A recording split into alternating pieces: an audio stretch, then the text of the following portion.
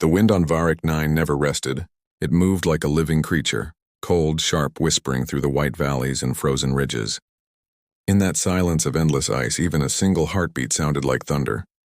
A human woman walked alone through the storm. Her name was Captain Mara Ellis, a scientist and explorer from the Sol Federation. Her ship had crashed weeks ago, far beyond any rescue range. Most of her crew were gone.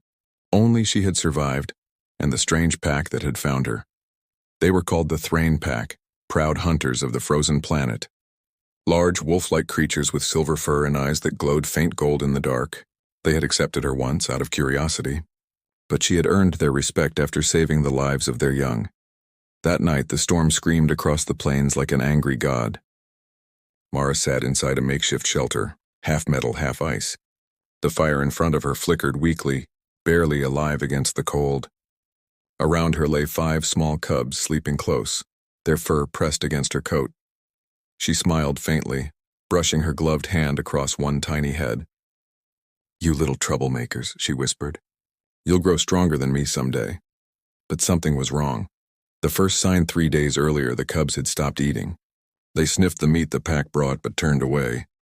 They whined softly, looking at Mara with eyes too intelligent for their age. At first, the pack thought they were sick. The healer, Elder Cora, checked them. No illness, no poison, nothing wrong. Yet still they refused food unless Mara fed them. Only when she held the food in her hands and said softly, "Eat," would the cubs eat. Not before. The pack began to whisper. Rogar, the alpha, growled, "They are forgetting what they are." His mate Soraya replied, "Maybe they remember something more." No one understood, but everyone felt uneasy. Mara tried to explain to herself it was simple conditioning. Maybe the cubs trusted her scent because she had saved them once from a storm. Maybe they recognized her voice, her warmth. But deep down she knew this was not normal. Under the twin moons that evening, the storm cleared. 2 moons rose above the frozen ridges, painting the world in blue light. The pack gathered near the cliffs, their howls echoing across the ice fields. It was feeding time. Mara walked toward them carrying a metal bowl filled with thawed meat and nutrient paste. The cubs followed behind her, tails wagging. The adults watched silently. She knelt and placed the bowl down. The cubs looked at her and waiting. "Go on," she said, smiling. "Eat." They did. The moment she stepped back, they stopped and whined, their ears flat. Rogar growled low. "You see? They will only obey her. She commands the young as if she is alpha." Mara looked up at him calmly. "I'm not their alpha, Rogar. I'm just helping them survive." "Survive?" he barked. "They are hunters, human. They live to kill their prey, not beg for it." The cubs flinched at his tone and huddled around Mara's legs. She sighed, feeling guilt bite into her chest. "I don't want to change them," she said quietly, "but maybe survival means something different for me." Rogar turned away. "You do not belong to our pack." Soraya, his mate, glanced at Mara, not with anger, but with sadness. "Maybe she does, Rogar." The cubs believe so.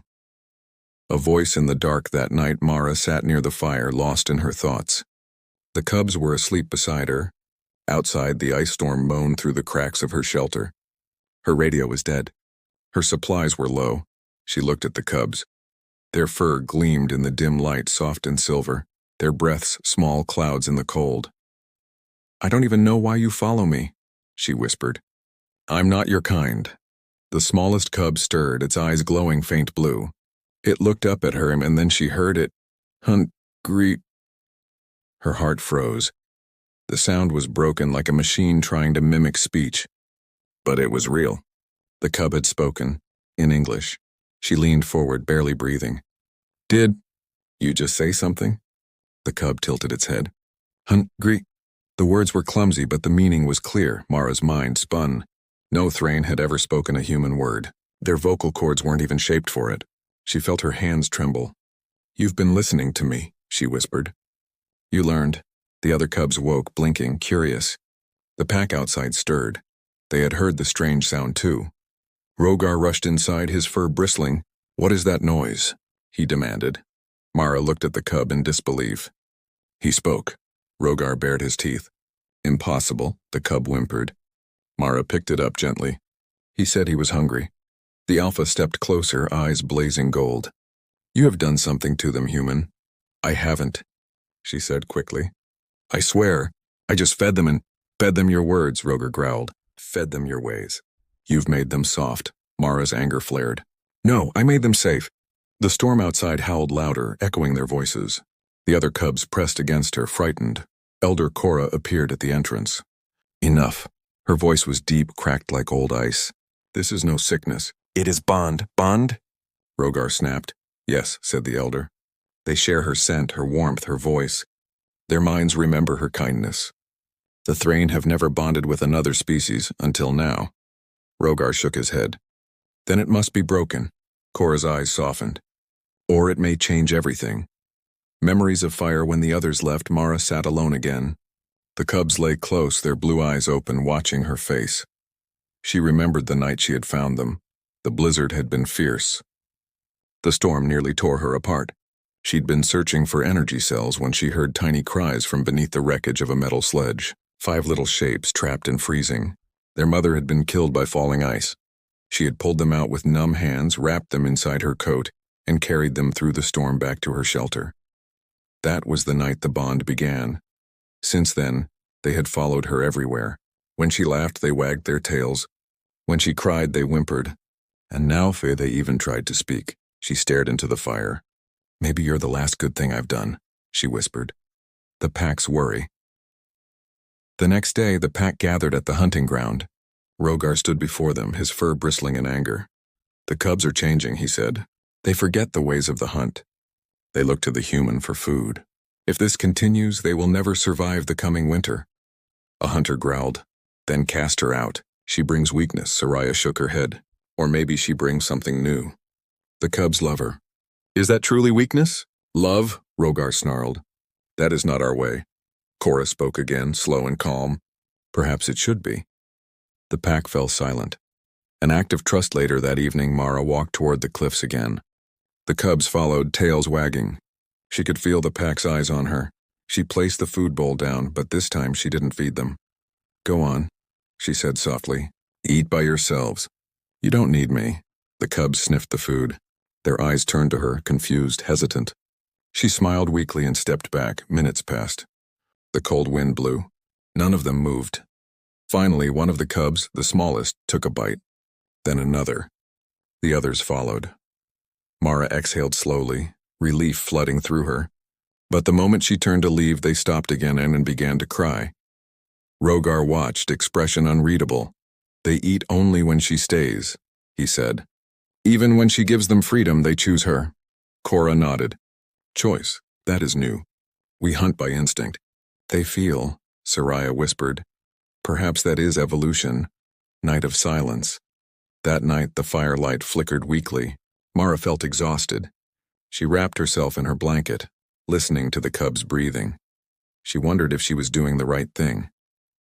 If she left, they might starve. If she stayed, she might break the natural order of their world.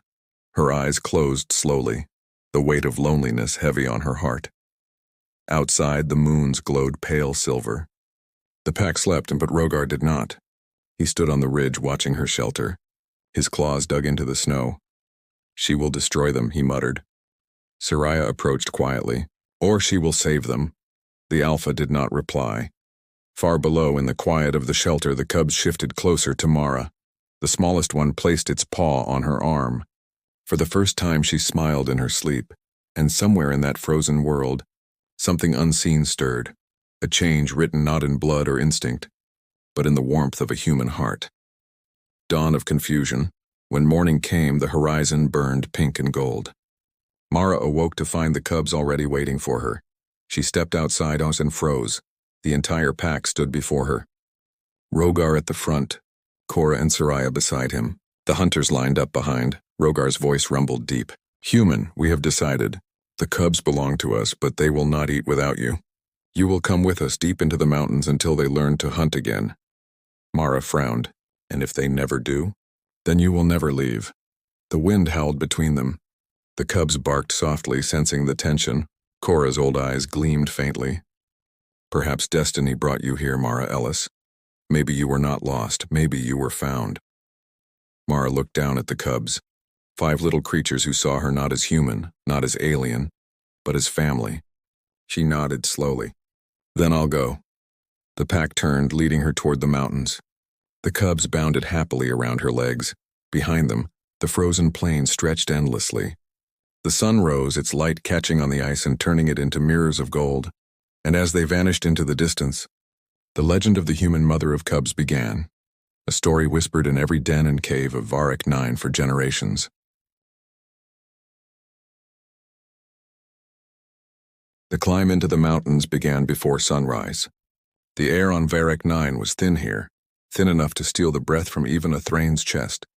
Snow blew sideways like shards of glass, slicing across fur and fabric alike. Mara Ellis walked in silence, following the glowing eyes ahead of her. The Thrain pack moved with ghostly grace, their paws leaving deep, perfect prints in the powder. Around her feet, the 5 cubs bounded happily, nipping at each other, unaware of the frost biting into her skin. The adults kept their distance. Rogar, the alpha, led them higher, never once looking back. Soraya trailed behind him like a silver shadow, her tail flicking side to side in thought. Elder Cora walked near Mara, the only one who dared speak. "Do you regret saving them?"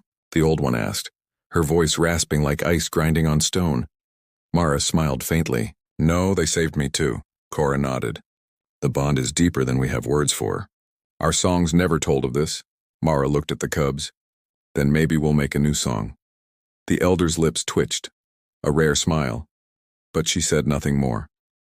A shelter in the peaks by evening, they reached a narrow cave carved into the cliffside. It shimmered faintly with veins of blue crystal, glowing like a frozen heartbeat. The pack entered and spread across the wide cavern floor. Mara sank near the fire pit, rubbing her hands together. The cubs piled around her legs, their warmth seeping through her worn uniform. She looked at them with a mixture of pride and worry.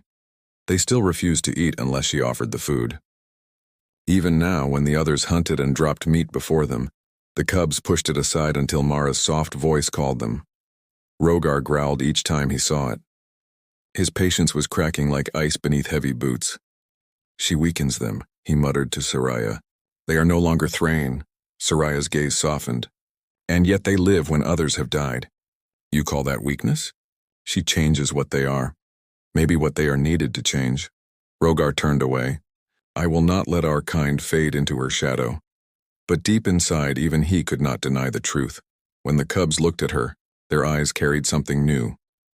Not obedience, not hunger, trust, the storm of hunger. The next week brought hunger. The storms thickened, covering the hunting grounds in endless snow. The prey vanished. The pack grew thinner, slower. Mara rationed what little she had, small portions of nutrient paste and dried rations salvaged from her wreck. But even that began to run out. One night, when the wind screamed louder than ever, she stood outside the cave, staring into the darkness. Her breath came in fogged clouds. "I can't feed them anymore," she whispered to herself. A faint voice answered from behind. "Then teach them." It was Soraya. The alpha's mate stood beside her, eyes glowing amber. Mara frowned. "Teach?" "Yes," Soraya said. "They follow your words, use them. Show them how to hunt like you." Mara laughed softly. "I'm not much of a hunter." Soraya tilted her head. "Then learn with them." Lessons in survival. The next morning, Mara began the lessons. She led the cubs to the cliff edge, where the snow was shallow and the wind calmer. She carried a crude spear made from metal scraps and ice wood. She crouched, motioning for them to stay low. "We move quiet," she whispered. "We watch. We wait." The cubs mimicked her movements perfectly, low, silent, focused. Their golden eyes tracked her every gesture. When a small frost hair darted from the rocks, Mara threw her spear. It missed, but the cubs pounced faster than thought, surrounding the creature. Instead of killing it instantly, they looked to her. Mara swallowed hard. "Do it," she said softly. They did. Blood steamed on the snow. The cubs wagged their tails proudly, bringing the prey to her feet. From the cliffs above, Rogar watched, stunned. The human had taught his cubs to hunt again, but through guidance, not command. They had obeyed her not out of dependence, but out of choice. Soraya smiled. "See, my mate? She leads not with strength, but heart." Rogar said nothing. He turned away, troubled by the warmth in his chest he didn't want to name. The fall days later, disaster struck. Mara went out alone to gather fuel crystals near the glacier basin. The cubs had finally begun hunting with the pack, and she wanted to bring back something useful. The wind was calm when she left, but Varric 9 was a world that never forgave comfort. By noon, the sky turned black. A blizzard rose from the horizon like a white wall. The storm swallowed the cliffs, the valleys, and Mara with them. Inside the cave, Rogar felt the pressure drop. The air grew heavy, electric. He looked toward the entrance. "Where is the human?" Soraya's ears flattened. She went to the basin. The cubs whimpered. Their minds buzzed with panic.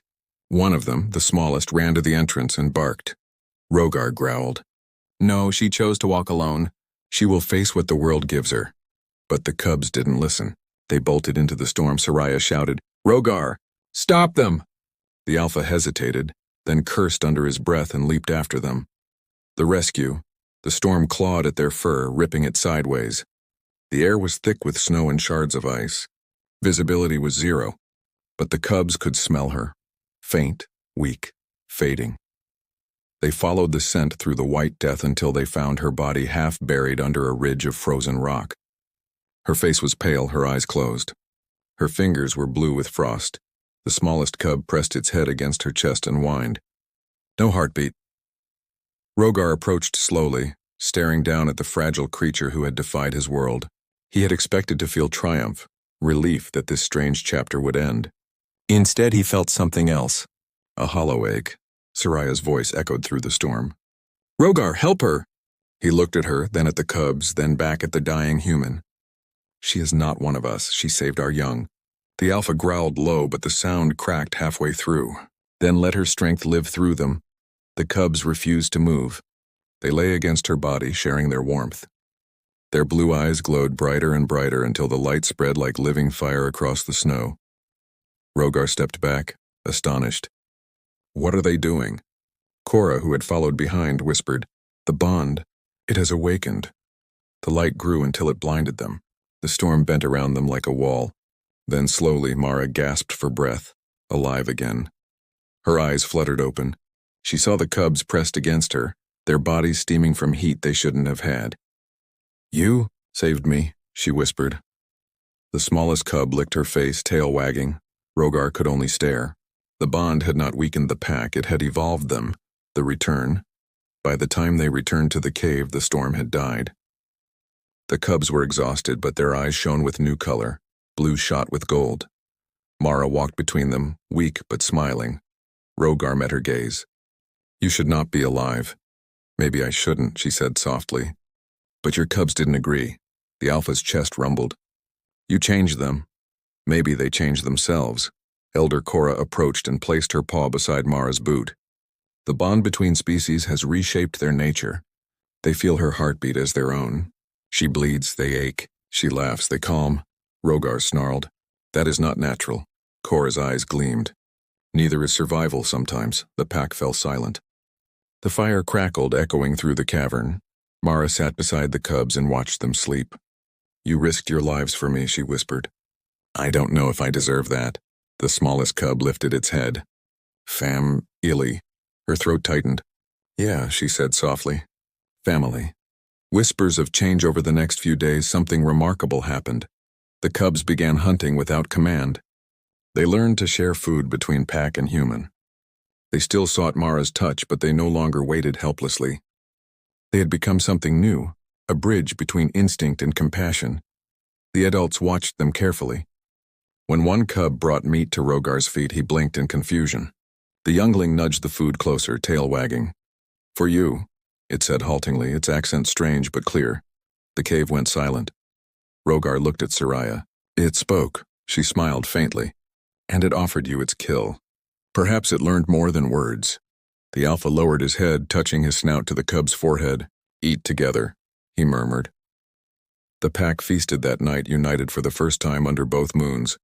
Mara sat beside them, her breath mixing with the mist of their bodies. She felt something she hadn't felt since the day her ship fell. Hope. The vision later.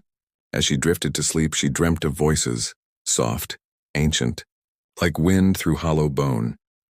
You have touched the song of life, Mara Ellis, they whispered. You have awakened what lay sleeping in the Thrayan for ages. The bond is not curse, it is seed. Nurture it. When she woke, her cheeks were wet with tears. She looked at the cubs now curled beside her, glowing faintly in the dark. For the first time since the crash, she didn't feel like an intruder on this frozen world. She felt like she belonged. The Alpha's dilemma, but Rogar could not sleep. He paced outside the cave, his breath steaming in the night. He had seen something impossible, a human rise from death brought back by the warmth of cubs.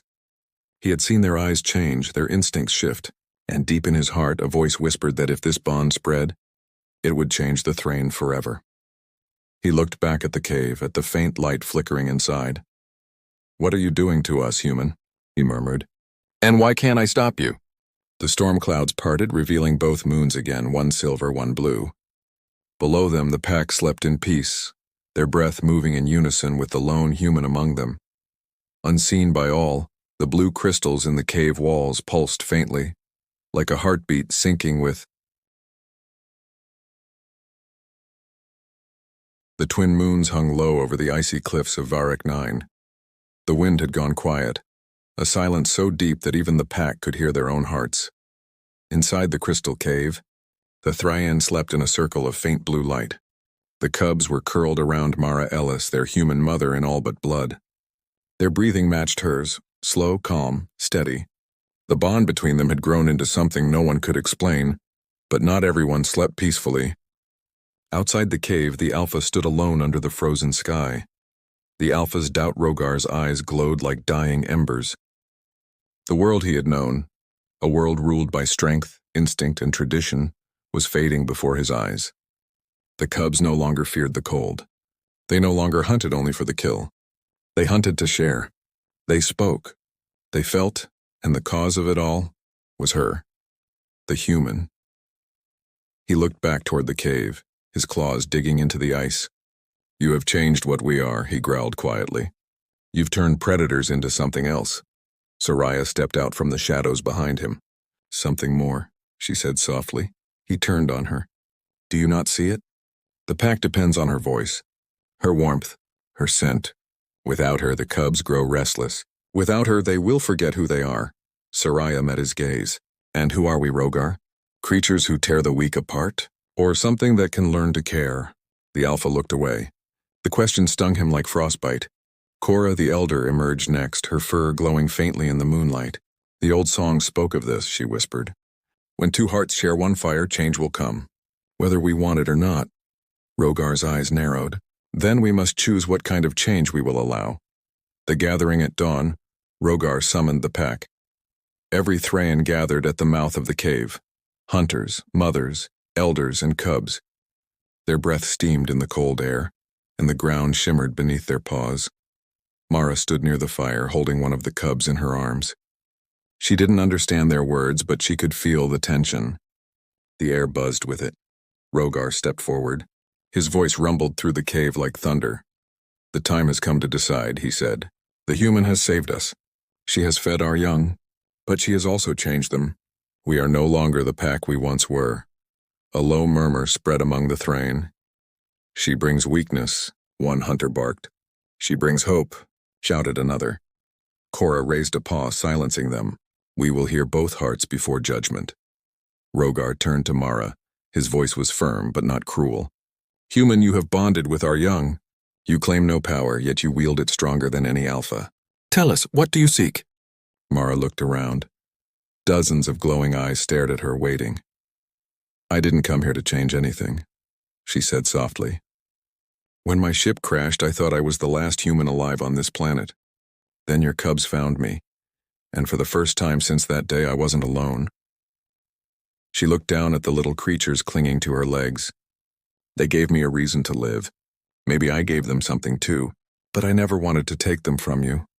Her voice trembled. "If my being here hurts your pack, I'll leave." The cubs whined instantly. One of them spoke in broken Thrain. "No leave. Mama, stay." A shiver ran through the crowd. Even the wind seemed to pause. The test Rogar's face was unreadable. He stepped closer until his shadow fell across her. "Then we will test this bond," he said. "If you are truly one of us, then you will prove it the Thrain way." Mara frowned. "Test how?" He pointed toward the cliffs beyond the cave. "The Crying Gorge. A storm will strike at dusk. We will hunt there and survive only by trusting the pack. Soraya's eyes widened. Rogar, the gorge kills even the strongest. He silenced her with a growl. If the bond is real, it will protect her. If not, nature will decide. Mara's throat tightened, but she nodded. Then I'll go. The crying gorge by evening, the storm had already begun. The wind shrieked through the narrow valley like a living thing. The cliffs glowed faintly blue from the frozen crystals embedded in the rock. Beneath them, rivers of ice cracked and shifted with thunderous noise. Rogar led the way. Mara followed with the cubs pressed close to her legs. The rest of the pack spread wide, forming a hunting pattern across the gorge. The prey, shadow beasts with 6 legs and translucent hides, moved among the fog like ghosts. Their eyes flickered red. They were deadly fast and nearly invisible. Mara's heart pounded. I can't fight those, she whispered. Cora's voice echoed beside her. Then trust them. Trust the bond. The moment she said it, the first shadow beast lunged. The battle Rogar roared, leaping forward, claws slashing. The creature screamed, its body splitting like glass. But more came, 5, 6, 10, crawling out of the mist. The cubs barked, their eyes glowing blue and gold. They moved not in chaos, but in perfect rhythm with Mara's breath. When she stepped back, they flanked. When she pointed, they attacked. Mara grabbed a shard of broken spear from the ground and swung. The cubs darted through her legs, biting and clawing at the creature's legs. The pack joined in, surrounding the beasts in a circle of teeth and fire. But then, a shriek. One of the cubs was struck by a claw, thrown into the snow. Blood stained the white ground. Mara screamed, dropping her weapon. No. She ran to the cub, cradling it in her arms. Its small chest heaved weakly, eyes dimming. Stay with me, she whispered. The other cubs howled, their voices merging into a strange, harmonic sound. Half human, half alien. The light in their eyes flared bright, and suddenly the air around them rippled. The wind itself bent. A shockwave exploded outward, knocking the remaining shadow beasts back into the gorge. The ice cracked, swallowing them whole. When the light faded, silence returned. Mara opened her eyes. The wounded cub blinked, alive, healed. Rogar stood frozen, staring at the glowing blue aura around her. What did you do? I didn't do anything, she said softly. We did. The revelation Cora approached, eyes wide with awe. The bond is not only emotional, it is energy, shared life. You give them warmth. They give you strength. Together you reshape the world itself. Soraya whispered. The Ancient One spoke of this. The heart link. A bridge between spirits. Rogar's voice was hoarse. It defies nature. Cora shook her head. No, it is nature, only deeper than we ever knew. Mara rose slowly, holding the cub. You see now, Rogar, I didn't weaken your kind. I made you stronger because I care. The Alpha met her gaze and for the first time bowed his head. The decision when they returned to the cave, the pack gathered once more. The storm howled outside, but inside there was only quiet. Rogar stood before them all. The test is done. The human fought beside us. She saved our young, and she carried the bond through death and storm alike. He turned toward her. You are no longer outsider. You are pack. A low, unified growl rolled through the cave, not in anger, but in respect. Mara knelt, overwhelmed. The cubs jumped around her, tails wagging, voices chirping, Mama. Pack, Mama, pack. Cora smiled. The first of her kind among ours. Soraya stepped forward, brushing her snout against Mara's shoulder. Welcome, sister. Mara wiped a tear from her cheek. Thank you. All of you. The cubs nuzzled closer, glowing brighter than the firelight. And when Rogar lifted his head and howled toward the moons, the sound was joined by her voice. Human and Thrayan howled together, their song rising into the frozen sky. The dawn of a new pack weeks passed. The snow began to melt, the first thaw in years. Where ice had ruled for centuries, small patches of green began to appear. The Thrain called it a miracle, but Cora knew the truth. The bond had awakened something ancient, a balance between warmth and frost, heart and instinct. Mara now walked freely among them, helping the cubs learn words and stories. The pack no longer feared the change. They celebrated it. Rogar often watched her from afar. One evening, as the sun dipped below the ridges, he approached her. Human, he said gruffly. Mara. she corrected with a smile. He huffed. Mara, he repeated. You once said you came here by accident. But I believe the stars chose you, she chuckled. Funny. I was thinking the same about you. He glanced at the horizon. The cubs will grow into leaders who carry both our blood and your heart. They will hunt, protect, and feel. The galaxy will fear them, and love them. Mara's eyes softened. Then maybe that's what humanity was always meant to do. Not conquer, but connect. The legend that night, under the twin moons, the pack gathered on the cliffs. Their howls rose high into the endless sky. A chorus of two species, two hearts, one family. Far above, satellites from the broken Federation ship still drifted in orbit, recording faint transmissions. And one message pulsed across the stars, sent from Mara's old communicator. Day 93. I'm not alone anymore. The Thrain and I, we share something beautiful. If anyone ever finds this, tell them we learned to love what we once feared. Tell them the pack survived, and so did I.